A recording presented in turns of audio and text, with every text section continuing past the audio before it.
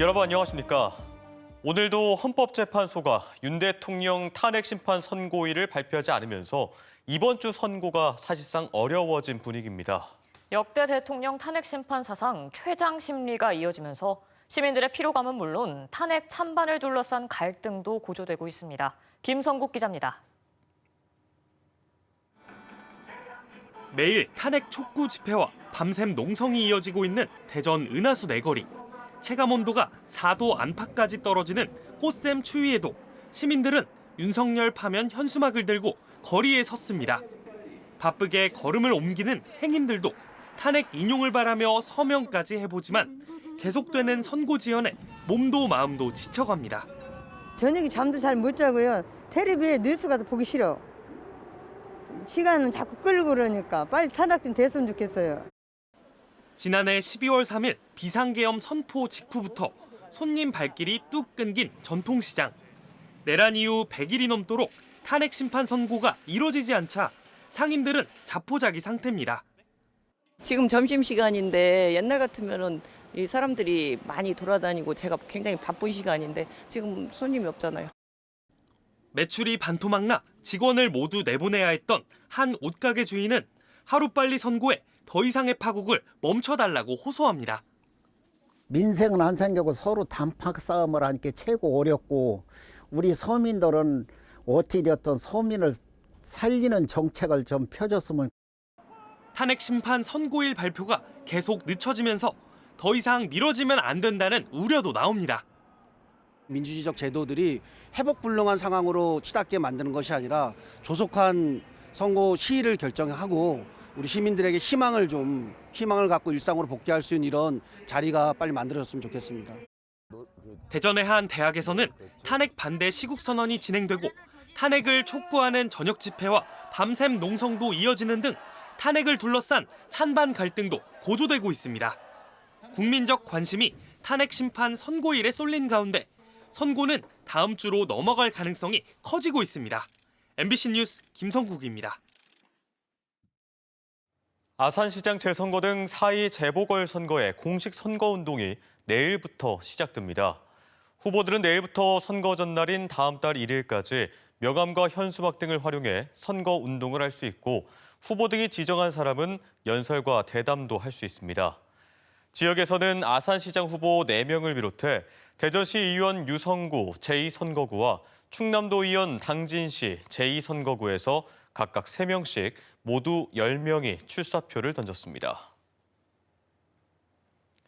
세종시 의회 일부 의원들이 세종보 재가동을 촉구하는 결의안을 추진했지만 표결 끝에 부결됐습니다.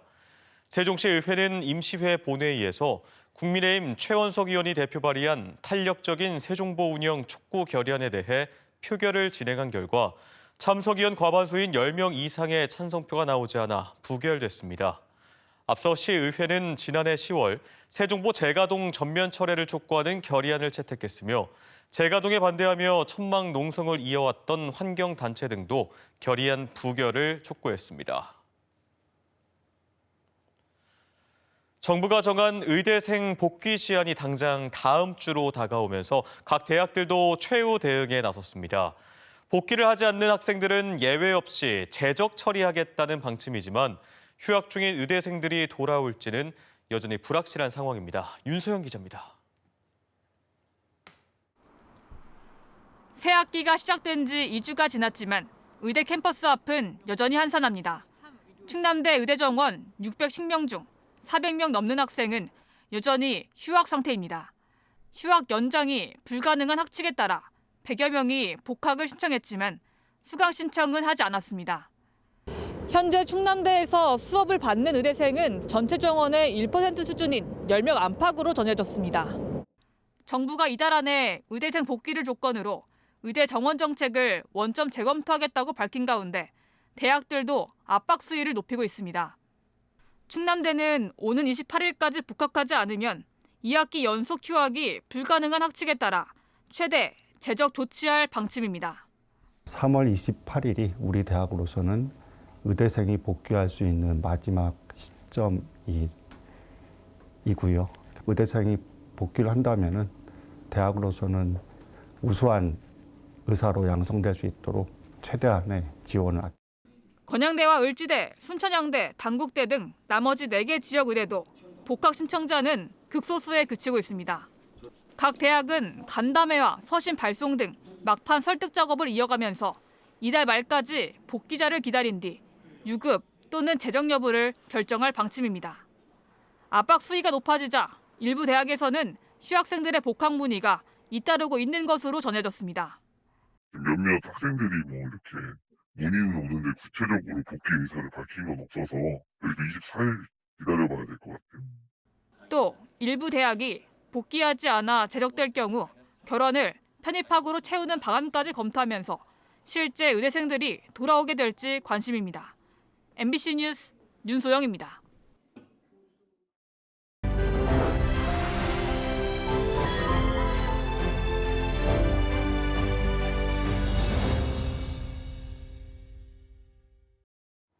(80대) 노인이 평생을 고생해 모은 40억 원 상당의 부동산을 고향이 있는 충남대에 기부했습니다. 초등학교도 졸업하지 못한 자신처럼 어려운 형편 때문에 공부하고 싶어도 못하는 학생이 없었으면 좋겠다는 거액 기부자의 바람은 그것 하나였습니다. 문은선 기자가 보도합니다. 부산시 영도구에 있는 6층 건물. 주인은 올해 88살, 미수의 윤근 여사입니다. 아직도 여관 일을 챙길 정도로 부지런한 윤 여사가 자신의 삶이 고스란히 담긴 40억 원 상당의 건물을 충남대에 기부했습니다. 내가 머릿속에 항시 두고 있던 거, 그 칠 때부터 내가 그 마음을 먹었었거든요. 언젠가는 내가 갈 때 가지고 가는 것도 아니고 충남대에다 내놔야 되겠다는. 3살과 13살에 각각 어머니와 아버지를 여의고 정작 자신은 장사와 남의 집살이 등 온갖 허드렛 일로 생계를 꾸리느라 초등학교 문턱도 넘지 못했습니다. 고생 말도 못하죠. 이것저것 안 해본 거 없고 오로지 정직하게 그저 옳게만 이렇게 살아야 된다. 입에 풀칠이라도 하기 위해 고향인 청양을 떠나 서울과 부산으로 오랜 타향살이를 해야 했지만 마음이 떠난 적은 한 번도 없습니다. 고향이 있는 국립대에 기부하고 싶다는 생각도 윤 여사의 오랜 꿈이었습니다. 값진 나눔을 통해 미래 세대에게 꿈을 선물한 여사의 바람은 단 한 가지. 형편이 어려운 학생들이 마음껏 공부만 했으면 하는 겁니다. 우리 학생들 어쨌든 하나라도 공부 더 해가지고 그저 활달하게 똑똑하게 이 나라에 똑똑한 사람이 돼갖고 나라를 움직이는데 참 한 기여를 했으면. 35년 전 김밥 한 돈을 모아 충남대에 50억 원을 내놨던 김밥 할머니 고 이복순 여사의 기부 뉴스도 결심을 단단하게 했습니다. 40억 원은 충남대 개인 기부액으로는 이복순 여사 이후 2번째로 많습니다. 윤근 여사님의 기부 정신은 대한민국의 근현대사를 오롯이 담고 있는 역사의 거울이며 미래 세대를 위한 희망의 빛이 되어줄 것입니다. 대학 측은 기부받은 부동산을 교육시설, 수련원 등 다양한 방면에서 활용 방안을 마련할 계획입니다. MBC 뉴스 문은선입니다. 세계적 거장으로 불리는 반고흐의 작품 76점이 대전을 찾았습니다. 이례적으로 많은 작품 수인데 대표적인 자화상을 포함한 걸작들을 통해 비운의 화가 반고흐의 삶과 예술을 연대기적으로 조명합니다. 고병권 기자가 전합니다. 세계적 거장 반고흐의 작품을 실은 대형 화물차가 대전에 속속 도착합니다. 지금까지 국내에서 열린 반고흐 전시 가운데 이례적으로 많은 76점입니다. 반고흐 미술관과 함께 고흐 작품의 최대 소장처인 네덜란드 크렐러 밀러 미술관 소장품 중 엄선한 원화가 한자리에 모였습니다. Since this is the first time that so many Van Goghs are here together, I think it's the perfect way for the visitors here to discover the life of Van Gogh and his work as an artist. 화가의 길을 걷기 시작해 농민들의 삶에 집중하며 어두운 색채를 고집했던 시기를 지나 대도시 파리로 건너간 뒤 자신만의 화풍을 정립하며 탄생한 대표작 자화상은 화려한 색감에 더해 거친 붓터치와 두텁게 올린 물감으로 생동감을 선사합니다. 존경하는 밀레이 작품을 모사했지만 보라색으로 땅에 색감을 입히며 본인만의 개성을 과감히 드러낸 씨 뿌리는 사람과 정신병원에 입원한 내면의 우울감을 푸른색으로 표현한 슬픔에 잠긴 노인까지 고흐의 생애를 오롯이 따라가며 그의 삶과 작품 세계를 깊이 이해하게 됩니다. 그동안 디지털 미디어 전시가 대부분이었던 반 고흐의 작품을 원화로 만날 수 있습니다. 이 디지털이 아닌 실제로 원화를 만나봤을 때 느낄 수 있는 고흐가 직접 생전했던 부필치라든지 색채라든지 그런 감정 그리고 그 원화의 아우라를 직접 느껴보실 수 있는 기회여서 국내 전시 사상 최고가의 작품으로 구성된 이번 불멸의 화가 반 고흐 전시는 대전 시립미술관에서 오는 25일부터 선보입니다. MBC 뉴스 고병관입니다.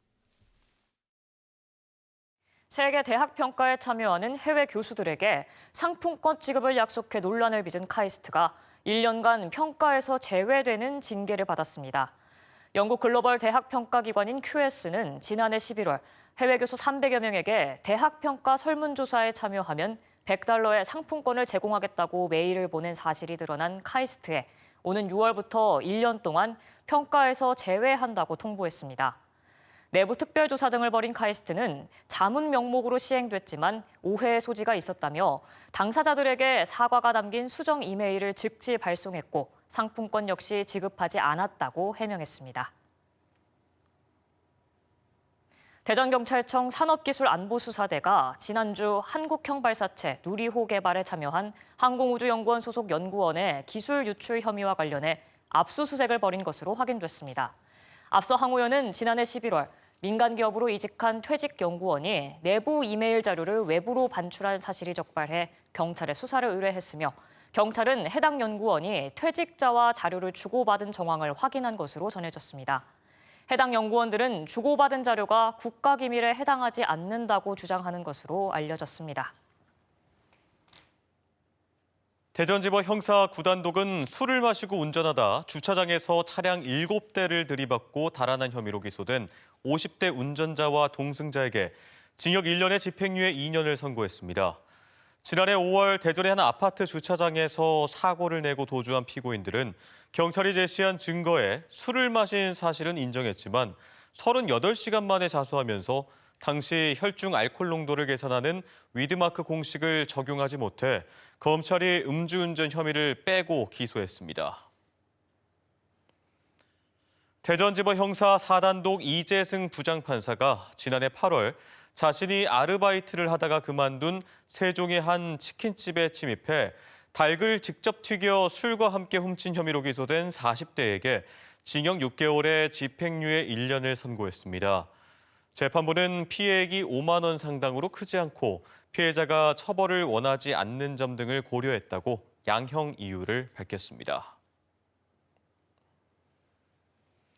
한국철도공사가 지난 14일부터 닷새간 특별 단속을 벌여 승차권 미소지 등 부정승차 40건을 적발하고 630만 원의 부가 운임을 징수했습니다. 특히 이번 단속에서는 임산부와 장애인 할인 제도를 악용한 사례가 여러 건 적발됐습니다. 코레일은 출퇴근 시간과 주말, 단거리 구간 등에 대해 집중적으로 불시 점검을 벌이는 등 연말까지 부정승차 특별 단속을 지속할 계획입니다. 국내 최대 노지 묘목 생산지인 세종시 전이면에서 모레부터 사흘 동안 묘목축제가 열립니다. 세종 나무와 사랑에 빠진 도시를 주제로 펼쳐지는 임원 묘목축제에서는 묘목과 화훼, 야상화 등의 전시 판매와 함께 조경수 해설사의 해설과 나무 장난감 만들기 등 다채로운 행사가 마련됩니다. 축제에서는 또 식목일을 앞두고 살림의 중요성과 소중함을 알리기 위해 반려나무를 나눠주는 캠페인도 진행됩니다. 지금까지 대전, 세종, 충남 소식이었습니다. 시청해주신 여러분 고맙습니다.